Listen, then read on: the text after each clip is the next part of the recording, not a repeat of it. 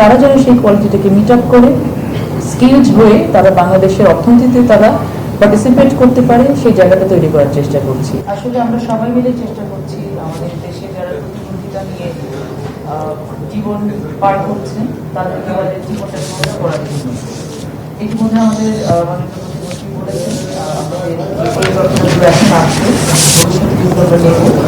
আমাদের বর্তমান হচ্ছে যে আমরা দেশের একজন সাধারণ নাগরিক হিসেবে যত ধরনের সুযোগ সুবিধা পাওয়া যায় এই সুযোগ সুবিধাগুলো একটা প্রতিবন্ধী যেন পায় সেই বিষয়টা আমরা অত্যন্ত আন্তরিকতার সঙ্গে কথা বলছি এবং তাদেরকে স্বাবলম্বী হয়ে গড়ে ওঠার জন্য যে সুযোগ সুবিধাগুলো তাদের প্রাপ্যতা আছে সেগুলোকে নিশ্চিত করার জন্য সরকারের পক্ষ থেকে সকল ধরনের আমরা পরিকল্পনা গ্রহণ করছি।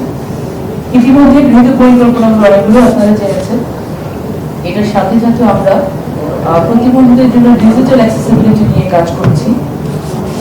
কারণ প্রবেশ গম্যতাটা এখন তো আসলে আমরা যত না বেশি থাকি মাটিতে তার থেকে বেশি থাকি হচ্ছে সার্ভারে। একেবারে সেই জায়গাটা থেকে যেন আমাদের সব ধরনের অ্যাক্সেস আমাদের প্রতিবন্ধী মানুষরা পেতে পারেন সেই বিষয়টার জন্য আমরা কাজ করছি। সামগ্রিকভাবে চাচ্ছি যে সকলের সহযোগিতা নিয়ে একটি বাকযোগ্য বাংলাদেশ করা, একটি মানবিক বাংলাদেশ গড়ে তোলা, যেখানে কেবলমাত্র একটা সময় প্রতিবন্ধীদেরকে ভাতা প্রদান করে অথবা সহযোগিতা প্রদান করে তাদেরকে একটি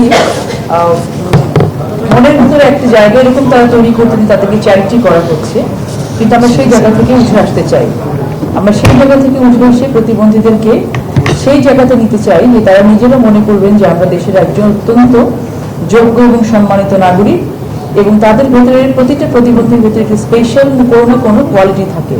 আমরা সেই কোয়ালিটিটাকে তুলে নিয়ে আসার চেষ্টা করছি এবং তারা যেন সেই কোয়ালিটিটাকে মিট আপ করে স্কিলড হয়ে তারা বাংলাদেশের অর্থনীতিতে তারা পার্টিসিপেট করতে পারে সেই জায়গাটা তৈরি করার চেষ্টা করছি। এই কারণে আমরা এমন কিছু করছি না যেটাকে আমরা আবার বলছি চ্যারিটি হিসেবে ধরা যেতে পারে, আমরা সেটাই করার চেষ্টা করছি যেটা তারা পাওয়ার যোগ্য, তারা পেতে পারে নাগরিক হিসেবে, সেটাকে তাদের কাছে পৌঁছে দেওয়ার জন্য কাজ করছি। সেক্ষেত্রে আপনাদের সকলের সহযোগিতা প্রয়োজন এবং আমার আজকে ভালো লাগলো আমাদের আজকে এখানে এটা তৃতীয় মিটিং এবং তৃতীয় মিটিংয়ে আমরা প্রতিটা মন্ত্রণালয় থেকে এতক্ষণ পর্যন্ত যেটা শুনেছি অনেকটা এগিয়েছেন, মানসিকভাবে তো এগিয়েছেনও, তারপরেও আপনারা চেষ্টা করছেন যে কাজগুলোকে আরো অনেক বেশি সামনের দিকে এগিয়ে নিয়ে যাওয়ার জন্য। এই জন্য আমি আন্তরিকভাবে ধন্যবাদ জানাচ্ছি প্রতিটি মন্ত্রণালয়ের যারা এখানে প্রতিনিধিত্ব করছেন।